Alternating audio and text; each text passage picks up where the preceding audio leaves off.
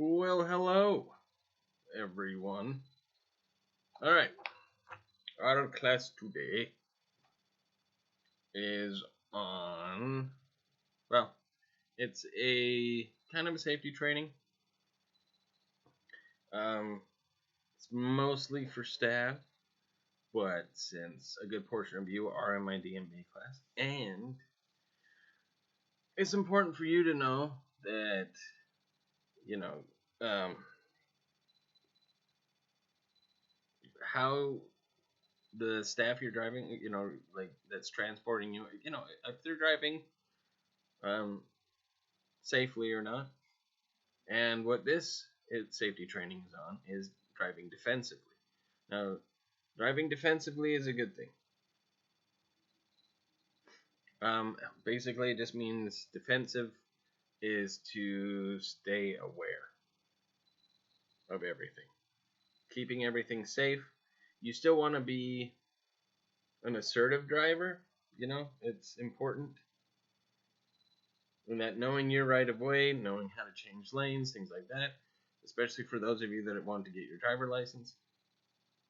But this is also good for you who anybody's transporting you, for you to know these things as well. I will tell you a little something. I was driving with somebody, not to do with program, but they were somebody that they're practicing to get their driver license, and they trusted me enough to have me take them on, like, they're like, just take me driving around and just kind of tell me what you think how I'm driving. And so I was like, okay, I can do that. So the first thing I did was, which they weren't the most excited about, I took them on the freeway, because that is where I want to see how everybody drives. And so, so the minute I was just like, well, I'm not going to tell you where I'm going or where we're going. And I took them on the freeway, and they're actually a very good driver. I was very impressed overall for not, I've been driving for a long time. But the few things that I noticed is, one thing is, as they're driving, they were right up on the other cars, kind of tailgating, not like tailgating, but too close. And that safety cushion to make sure if you have to brake, you have that time to, like, because if you're right up on somebody, they slam on their brakes, boom, you could hit. So you want to be back so that if it's like they slam on their brakes, oh, you have time to kind of even get over if needs be. So that was one thing. And then the other thing was, and there's only two things I could really ding them on, was signaling. They would drive, and I'd be like, okay, so now I want you to get over to the middle lane. And then I was like, now I want you to get over to the fast lane. And I let them kind of do what they usually do. And then I waited, and we got to a spot so I could go over everything. But see, what they would do is they would signal and turn at the same time. Now, most of you who take the DMV class know when you hit your signal, you wait 3 seconds. You got to let the people know, depending if you're signaling to go left, signaling to go right. You wait a while to make sure that the people that are seeing your signal have time to slow down, or maybe even speed up if they want to pass you. But to make it a safer, but you don't want to just like click and then do it at the same time, because just because it happened to be on doesn't mean it's a safe way to signal. You don't signal and turn at the same time. You signal, wait, make sure everything's safe, check your blind spots, and then get over. So, there's a video that goes with this. It's a very long video. If you really want to watch it, I can send it to you, so let me know. If you want to, but I'm going to go over this anyway, so I'm going to be giving you the answers, but if you want to watch the video, it's up to you. But I definitely have it if you'd like it. So, we're going to fill in the blanks. So this is not a true false sort of scenario. This is we got to fill in the blanks here. So, number one, creating a what around your vehicle will help you get out of dangerous situations on the road. Creating a what? We just went over it. So, but creating a safety cushion. So that's making sure that you're far enough back that any situation that might arise, but always be looking around and, kind of get yourself to where you're kind of clear of cars if it's possible. I know in California sometimes it's tough, but the one thing you do have control over is a safety cushion in front of you. So say you have a nice safety cushion, you're pretty far back. Somebody gets in between that, which people like to do. All you have to do, just give them that safety cushion as well. Kind of slow down and let people go.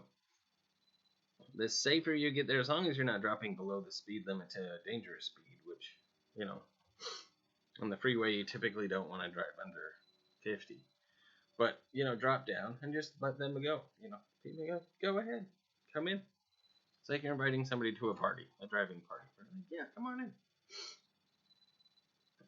So, number 2, following distance behind a vehicle in front of you is determined by the what? By the blank. What rule? What rule is it followed by? It is the 3-second rule.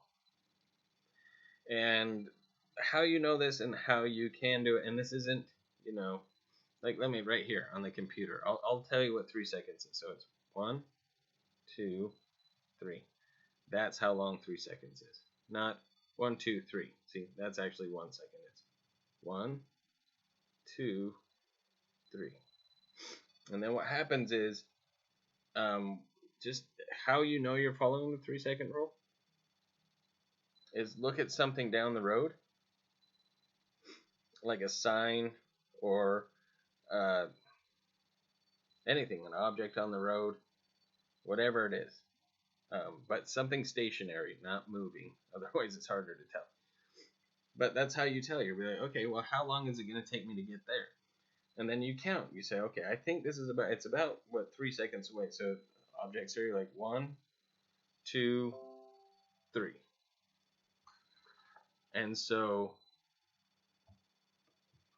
then you know it is. But if it's like 1, 2, or 1, you know that you're not following that rule. So you want to back up. Make sure you're following that 3-second rule. Okay, so you should increase the distance, number 3. You should increase the distance between your vehicle and the vehicles in front of you in these 2 situations. Now, what are the 2 situations where it's like, all right, this is worse than usual. How should I increase I need to increase my distance in these situations? See, they have 1 and 2 to me backwards, but that's fine. Number 1 for them is heavy traffic. If there's a lot of traffic, really keep following that safety cushion rule. Just be like, no, somebody else cut in. All right, I'm going to stay back. And make sure that everything's good. And secondly, which should be firstly, is bad weather. In bad weather, skids happen, a whole lot of things happen, and that's what you want to avoid. You want to increase your distance, because somebody brakes and you hit your brakes and your distance is too close and it's in bad weather and you could hydroplane, you just skid right into it. Like your brakes might not even work. Or if it's snowing, where I'm from, in good old Utah, when you hit black ice or something like that, or ice under the road, you're just going to slide. And especially after a fresh snow. It's not even ice, it's just slippery. So, that is 1. 2. Number 4. List 2 activities, if engaged in while driving, would distract you from your driving. Alright, well, you only have to name 2, but what distracts people from driving?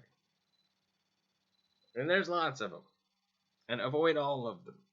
When you're driving, you're driving. You're not, like they say, number 1, eating. No. This is time to drive. Pull over to eat. Number 2, drinking. No. Pull over to have a drink.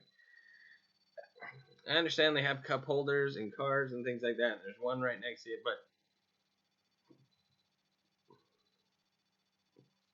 really you shouldn't be doing. If there's a straw in it, maybe that's kind of safe, but no. It's still, you still have to look down, get it up, and then, there's something bad. Okay, and then there's a ton more. There's also talking on the phone. Don't do that, even though we have it, programmed to where you can talk through the speakers now. But it's also distracting. Texting. Don't do that. It's like the worst thing. I see texting while driving is just as bad as drunk driving. Adjusting the audio in the vehicle. So, they do have that on the steering wheel now. So it's not as bad, but if you're having to flip and play with anything when it comes to your music, it's best not to do that. Pull over to do that. Oh, sorry. Give me one moment. I'm getting a phone call. And we're back. Hello, all. Okay, so again, distracted driving. We went through a bunch. Manipulating GPS is also another thing. I mean, have your GPS set, but don't play with it while you're doing that. Also, I've also seen people. There are two more things that I can think of. I've seen people putting on makeup. Only women at this point. Men put on makeup too, but I've only seen women doing. And reading. People read while they drive. Like, book open on the steering wheel. That's bad news. That's right up there with texting. It's like texting before there was texting. So please don't do that. I mean, I ran into that more when I was in college, and I would see people like studying while they were driving. Not good. Okay, number 5. If a vehicle is tailgating you, that just means you're driving and they're right there. And you're like, hey, that's close. The best response would be to what? Somebody's tailgating you, you're like, seriously? You're going to crash into me if there's something ahead of me and I have to stop really quick. What's the best response? What you want to do, slow down, let them pass you. Just have the trouble go right away. That's what you want to do. And keeping to the right. So, make sure that you stay on your right so they have that full on left lane to just be like, whoosh. Right lane, again, is always the slow lane. For, people like, I don't know, if you're nervous, a lot of times, that's just I remember when I first took my driver's ed class, this will be a short story, but the first time I drove, they're like, all right, take a right here, and I was like, and so I did, I was like, but this is freeway. It is my first time driving. You can't take me on the freeway. And I said, don't worry about it. Just stay in the right lane the whole way. Just stay in the slow lane. It's kind of designated for that, just so you just stay the course. And that's what you do. Okay. So that's what you do with tailgating. Number 6, the most important rule to remember if another driver becomes aggressive towards you while driving on the road is what should you never do? So they're being like maybe they think you cut them off, anything like that. What's the one thing you don't want to do, or you should never do? Never lock eyes. Don't make eye contact. That will aggravate them more. They think that now you're part of that situation, that you want to, be part of this angry driving situation. Just be like, no, I don't. I'm just gonna drive. I'm just driving. That's it. All right, number 7. California law states that if your windshield wipers are on, your what also must be on. So your windshield wipers are going astray and everything like that. What should you do to also make yourself more visible to other vehicles? That means your headlights should be on. Once your headlights on, you're also your brake lights and things like that. The lights around the car see so people can see you. So if it's raining, anytime your windshield wipers are on, it's California law. Also turn on your headlights. Number 8, if you are driving in rainy weather, you want to apply the brakes. How? So if you're driving in rainy weather, you want to apply the brakes sooner than you normally would. like say you're taking an exit, you want to start to slow down before the exit, and gradually. You don't want to slam. You don't want to like, because then you'll slide. And we don't want that. So sooner and gradually. However, if the vehicle begins to hydroplane, which just means you'll be going like this, you should what? Should you use the brakes if you're hydroplaning? No. What happens is, say you're swerving like this, you hit the brakes, you're just going to spin out. So don't use your brakes if you're hydroplaning. But ease your foot off the accelerator or the gas pedal. Just ease your foot off and wait till the tires make contact with the road again. Because right there, it's just making contact with water. All right, I think we got like 2 more. And then we're done. Yep, exactly. 2 more. Number 9. To recover from a tire blowout safely, the driver should 1. So you get a blowout, you're going to, and the car's going to pull, depending on which side the blowout's on. Let's say it's on the right side. Going to pull that way. So the driver should, number 1, accelerate. All right? So you're going to go a little bit faster because your car's going to drastically slow because you got a blowout. Number 2, turn the wheel in the opposite way as being pulled. So I get to pull out this way. My car's going to want to go over there. You're going to want to pull to the left. And I don't mean to struggle so hard, but sometimes it is tough. And number 3, once you got the vehicle is under control, there you go. Got this. Boom, boom, boom, boom, boom, boom, boom, boom. My tire's up. I'm going to start to slow down, and I'm going to get over to the right side, get onto the median, and slowly but still with kind of gauging with your left as well, get over. The minute you're over, pull over, pop on your hazards, and then you're going to take out your emergency flares if you have those, or triangles, just to make a safe space. And if you don't know how to change a tire, then you call AAA. If you do, change the tire, do it safely. And finally, number 10, you should merge back into the original lane after passing a vehicle only when blank, when you see blank in your rearview mirror. So you should merge back into the original lane after passing a vehicle. So they're over here on the right side, and they're going kind of slow, so I'm going to pass them. When should I merge back over if I want to get back into that lane? Only when you see, and this is true also with stopping behind a car, you see both front tires of the other vehicle. So, down, there are the tires. Okay, I can see them. You going. But that's the exact same when you stop behind a vehicle. You always want to see the back tires. If you can't see the back tires, you have gotten way too close. And for those of you that are going to take your driver's test at some point, that is something they will ding you on. I promise. All right. It's been kind of a long class, but thank you for joining me.